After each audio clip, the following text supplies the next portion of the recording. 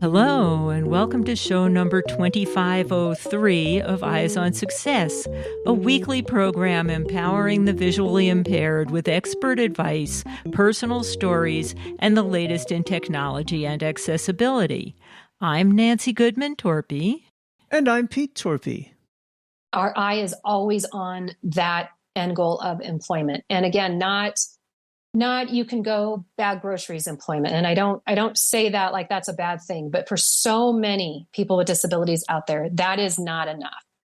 So many people out there should be software engineers. They, should be Salesforce admin and developers and architects. And there's no reason they're not other than stigma and misconception. And like I said earlier, we truly feel it, but technology is the greatest equalizer.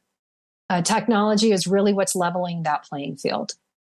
And we're all well aware of the underemployment issues for visually impaired people, and that's what we'll be talking about today. The Blind Institute of Technology, or BIT, empowers people with disabilities through skill development, training, and career placement. We'll talk with Kristy Schenderlein, Director of Operations at BIT, about their innovative programs, funding model, and the critical role of assistive technology in workplace success, as she alluded to just now. But first, for our tip of the week. This week's tip comes from Kristy Schenderlein. For those people who are actively pursuing a career, first and foremost, make sure that whatever assistive technology you need, you are very proficient at. So not just a level of, I can use it with Word or I can browse the internet, but that you are very comfortable with it. You use it efficiently, effectively. You are able to troubleshoot with your assistive technology so that if issues arise, especially in the workplace, more than likely you're not going to have anybody there to help you. So you're going to be able to troubleshoot and problem solve on your own. Also, hard work, tenacity, perseverance, being proactive. Don't sit and wait for things to come to you. Don't wait for your vocational rehabilitation counselor to come to you with jobs. Be active in networking, in pursuing whatever career it is that you want to pursue. Reach out to other organizations, become active on LinkedIn, really work hard. Finding a full-time job, whether you have a disability or you don't, is difficult. So just keep at it. I would just say, just keep at it. That is great advice for anybody looking for a new position in the workforce. And I would add to that it is also important to be able to explain and, if necessary, demonstrate to a prospective hiring manager that all of that is true for yourself. Mm-hmm. People can be so uneasy about entering into a realm that they've never experienced before. And so if you're the one with the experience using the adaptive tech, just show them and tell them how everything else becomes a non-issue because you're good with that. Absolutely. It's actually human nature to be uncomfortable with something that is not like you. So whether that be, a sighted person that is now around somebody who's blind, being uncomfortable, that's natural. Vice versa. It's also natural for somebody who does not have sight to be uncomfortable around somebody who's sighted. It is human nature. But if you take control, if you show that person that you are confident, you are accepting, you know what to do, then that person will follow along. If you approach it where you're timid, you don't know what help you need, you let them guide, it's inevitably not going to work in your favor. People with disabilities have amazing skills that others don't, or that others don't have as refined as we do. I always say when we're leading a workshop and I ask people, okay, give me 10 of your strengths or 10 soft skills or essential skills. I always tell them that, people with disabilities immediately should have problem solving, should have adaptability, should have a tenacity at the top of their list, because those are skills that I don't care what type of disability you have. You absolutely have to learn those and learn them quickly and use them every single day of your life. If you're a person who uses a cane and you're walking to the bus stop and it happens to be trash day, you immediately have to adapt to get around those garbage cans without, stepping into the street, getting hit by cars. You need to still get to your bus on time. You need to immediately problem solve. How am I going to get around this? Those are just skills that we have. And those are very well sought after skills in the corporate workplace. So don't sell yourself short. Absolutely be confident in the skills you have and where it is that you want to go, and you'll get there. Well said. Thank you. Thank you so much. Support for Eyes on Success is provided by InnoSearch AI, an accessible e-commerce tool for the blind. You can find your favorite electronics, groceries, or do some early holiday shopping at InnoSearch.ai, now partnered with over 500,000 retailers. That's InnoSearch.ai. And by Glidance, Pioneers of Glide, an intelligent guide for the blind and low vision community. Glide's AI-powered technology guides you around obstacles, hazards, and more, providing audio and haptic feedback, getting you where you need to go safely and independently. More information is at glidance.io/eyes. That's GLIDANCE.io/EYES. You are listening to Eyes on Success. Success, success, success, success, success. Let's start by meeting Kristy. My name is Kristy Schenderlein. I am the Director of Operations at the Blind Institute of Technology. So this is the Blind Institute of Technology. Do you have a visual impairment yourself? I do. I have Stargardt's disease. So you have very limited vision? Right. So essentially, for those who don't know, Stargardt's disease is essentially known as a juvenile form of macular degeneration. So I have some peripheral vision. I have no central or distant vision. I take it you use a variety of assistive devices, screen readers, and things like that? I do. I am a JAWS user. I am an iPhone lover, so I am using VoiceOver. I do use a white cane as well. And then really, whatever I get my hands on as far as apps are concerned, I am not a huge techie, but, I do use Ira, I use Saying AI. And, when I hear of a cool app that's going to help me out, especially with navigation and maintaining my independence, I absolutely will hop in there. Check it out. Eyes on Success connects corporate sponsors with visually impaired listeners around the world. More information about becoming a sponsor can be found at www.sponsor.eyesonsuccess.net.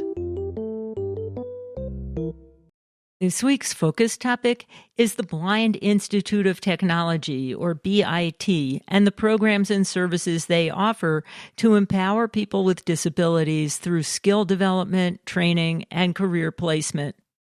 Well, I thought we could start out by having you give us an overview of what the Blind Institute of Technology is and what its mission is. Absolutely. So the Blind Institute of Technology is essentially a nonprofit staffing agency for professionals with disabilities globally. Our mission is to help employees and the employers who hire them find success in the workplace. You'll notice I said professionals with disabilities. We're focused on the corporate-ready professional. So those career seekers who are proficient in their assistive technology, so whether that be screen reading software or for low vision users, say Zoom text, magnification. We do work with all types of disabilities. So whatever assistive technology you need to use to, again, maintain your independence, use the computers, et cetera, we need you to be proficient in it so that essentially you can open the doors of a corporate office, sit down and start your work. Our job is to get you those opportunities to do so. And presumably your clients have already completed their educational training. So if they want a job that requires a degree in whatever, they've got that. Yes and no. Our end goal is always employment, but we help people get there in different ways. So we have, I call them our non-academy career seekers. So those people that, just as you said, have come in with education, maybe they have a degree in, say, computer sciences or finance or human resources. Maybe even they have experience. Maybe they've experienced their disability later in their career. So they may come in with, 20 years of experience, then became disabled, lost their job for whatever reason, and are now ready to get back to work. So those people are my non-academy career seekers. So those people, they come in, and if they're looking for a position, especially in their field, our job is to get them a job in those fields in the corporate environment. We also have our BIT Academy, which is our workforce development arm. And the academy is for those people who want to essentially level up their skills in primarily the tech field. So currently we offer 2 courses. We offer Salesforce administration. We also offer digital accessibility analyst courses. And so with those, you do not have to have an education behind you. But really, it's for those people, again, who are seeking a career, a good, sustainable career in the tech field. So again, this is Salesforce Administration, Digital Accessibility Analyst. Both of them, the courses are designed to prepare you to sit for the industry recognized certification exam. So we don't take you through our courses and then give you a cute certificate at the end and say, look at you, got a certificate, and it really doesn't help you with anything. These are preparing you to sit for the same exams that anyone would sit for to get this certification. So for Salesforce Administration, it's the Salesforce Administration exam that is presented or given by Salesforce themselves. For Digital Accessibility Analyst, it's the CPAC, or the Certified Professional in Accessibility Core Competencies. And that is essentially governed by the International Association of Accessibility Professionals, or IAAP. So it sounds like you're sort of a mix between an employment agency geared specifically to people with disabilities and also an organization that provides some training to enable people to get the jobs that they're seeking. Exactly. We go a bit further, and really the way that we combine the two is we do have 2 U.S. Department of Labor registered apprenticeships. They are the only 2 registered apprenticeships for the blind and visually impaired. Again, we do work with all professionals with disabilities, but I do want to note that there are no other apprenticeships for people who are blind or visually impaired. So the way we work is essentially you go through our courses, you obtain your certification, you're then eligible to apply for our apprenticeship programs. And internally at BIT, we have a Salesforce consulting service. We also have a digital accessibility consulting service. So those apprentices would work alongside our professionals, completing accessibility audits, accessibility consulting, or Salesforce administration integration, implementation. So we're providing not only the learning, the training with the certification exams, but then the on-the-job training so that somebody could then go and get an entry-level position in one of those fields with that 1 to 2 years of experience that all entry-level jobs ask for now, but are extremely difficult to get. I was going to say, I'm always amazed how many organizations are looking for people with experience, but where do you get experience until you've had it? So this sounds like a great way of working in an environment that's a little bit more safe and protected and a little bit more supportive. And then, as you say, also gaining some experience. So then when you're out in the real world looking for a job, there you are with some experience. Exactly. And we really put an emphasis on professional skills. So not only are we working with people to get the actual technical skills they need, but we also work with people on the professional skills. There's a lot of people in our community that have never worked, even though they absolutely have the ability to, but have never worked simply, because of the stigmas and misconceptions of people out there that, blind and visually impaired can't work. How would they use a computer? So a lot of people don't have those professional skills. We'll call them, say, character skills, essential skills. A lot of people call them today, how do you behave in a meeting?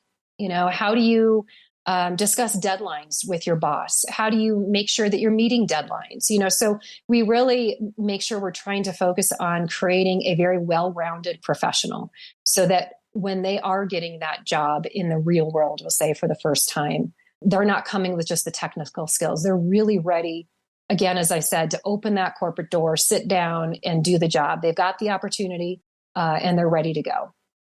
I think a lot of those skills that you just highlighted are very much underrated in some sense because although you might have the professional skills to do many jobs, a lot of these other skills are very important in order to be successful at the job and interact with your colleagues, et cetera.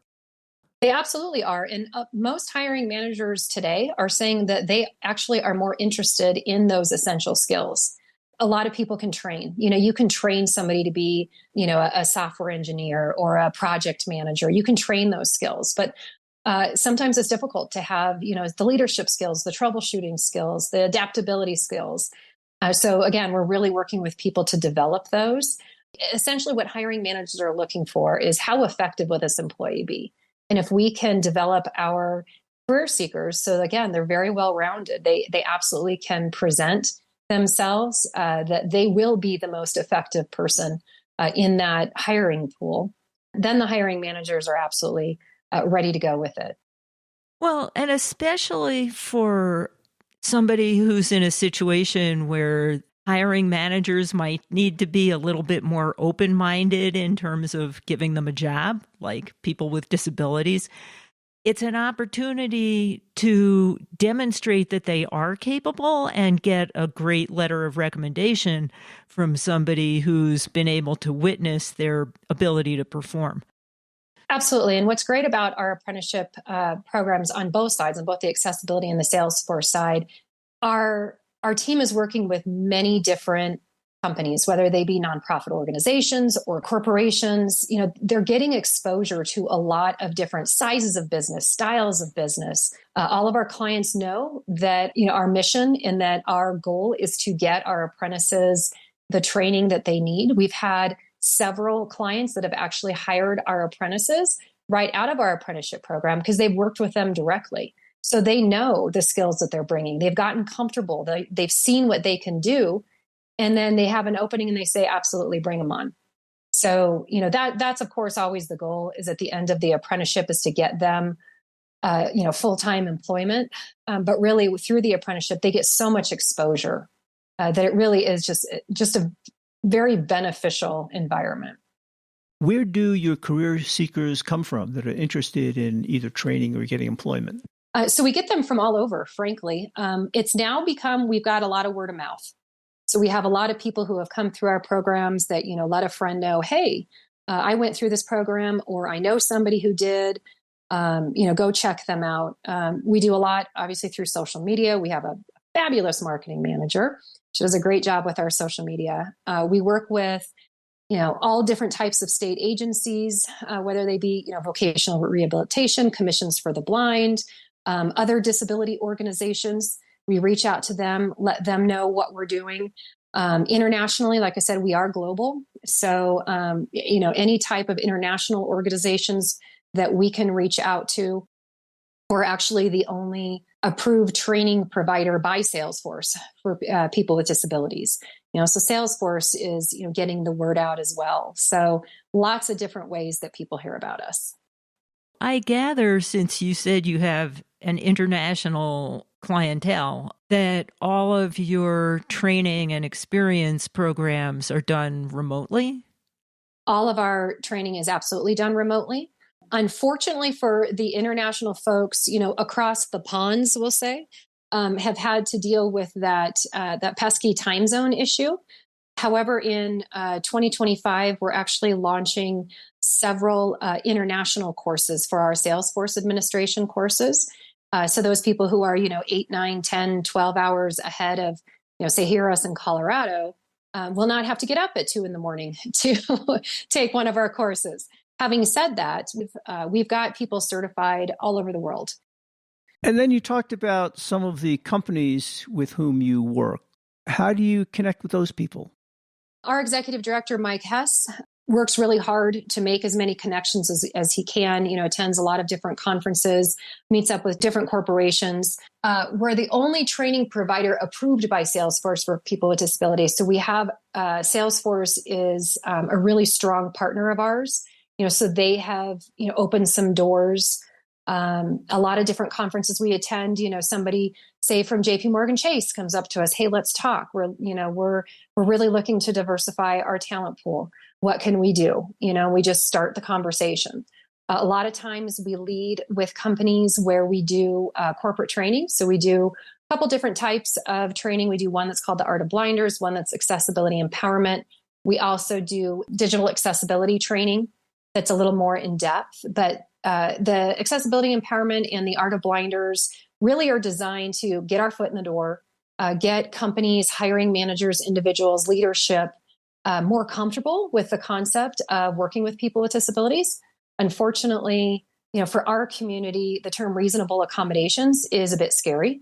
Many times companies shy away from working with people with disabilities because of that, oh my gosh, well, how much is a reasonable accommodation going to cost me? Which I think typically reasonable accommodations, I think it's $0 to $500, I think is the average. So not a lot, but it's a scary term. So that's a hump we have to get over. We also have to get over well, how can a blind person use a computer? Most people don't know about screen readers. That's not a common, knowledge. So we go in these education seminars and workshops and show them this is what a screen reader is. Let them hear it. We've got multiple videos of Salesforce admins doing their work with their screen readers. So we can show them, look, this person just developed a flow and they did it entirely with a screen reader. So really trying to get over those stigmas and misperceptions. And a lot of times from there, most of the time in those groups, the people will come up to us and say, what can we do more? How do we do this? What is our next step? And so then, we really try to work that relationship with them and get to the point where, let's start with one, give one person an opportunity. We never send somebody into corporate doors and say, here you go, good luck. We are very much a partner the entire way, both with the client and also with our career seekers. So we're absolutely there to support. Any questions arise, how should we do this? How can I handle this? We're absolutely there to, essentially hold everybody's hand to make sure it's a successful pairing. And then when that's successful, then typically they're coming back for more. I'm curious about your funding model. What keeps the organization running, and some of your career seekers, do they generally work through rehab agencies that pay for the service or what? So the cool thing about BIT is that everything that we offer, all of our services for our career seekers are entirely free. So they don't need voc rehab dollars behind them. They don't need to put up any money. Our classes are free. The job placement services, it's all free. So our funding comes from multiple areas. The main area is actually fees from services. We're a bit different than a lot of other nonprofit organizations in that way. I told you we had the Salesforce consulting service, we have accessibility consulting services, we have our corporate education and training, and we have our staffing services. So 4 different areas of professional services. We do charge for those services.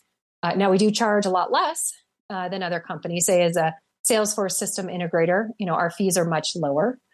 Because we are mission focused, but we do charge for all of our auditing services, any Salesforce implementation, any corporate education that we provide, we do charge for that. So a lot of our funding comes from that.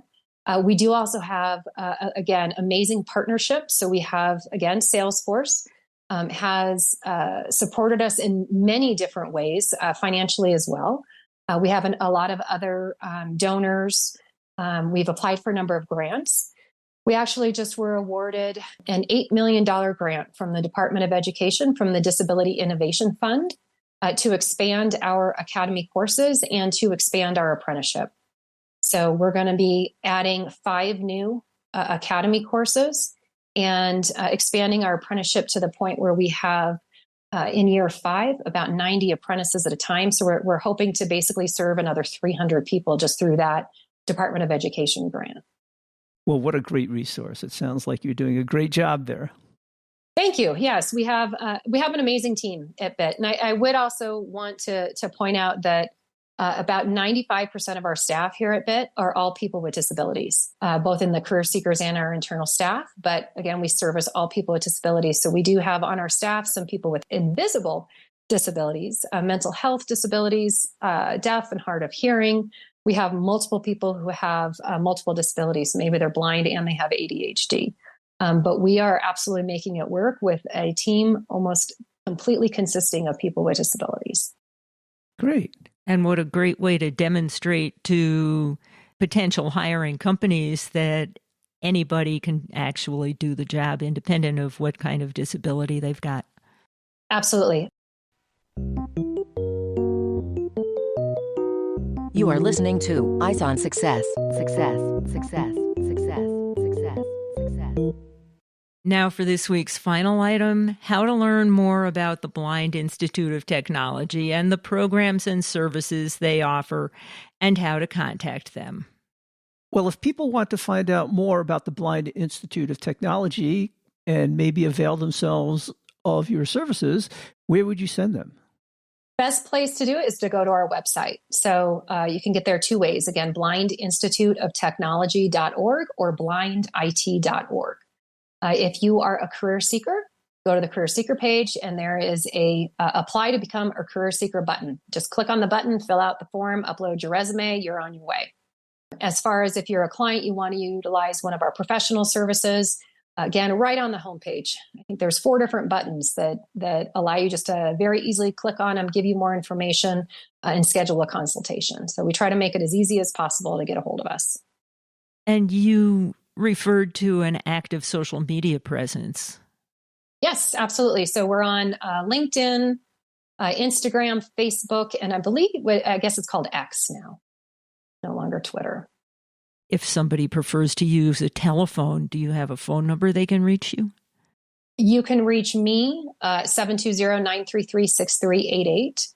I am definitely better to get a hold of by email or again through the website is really the best way to reach us. But if you need to give us a call, go ahead and pick up the phone. And what's the email address?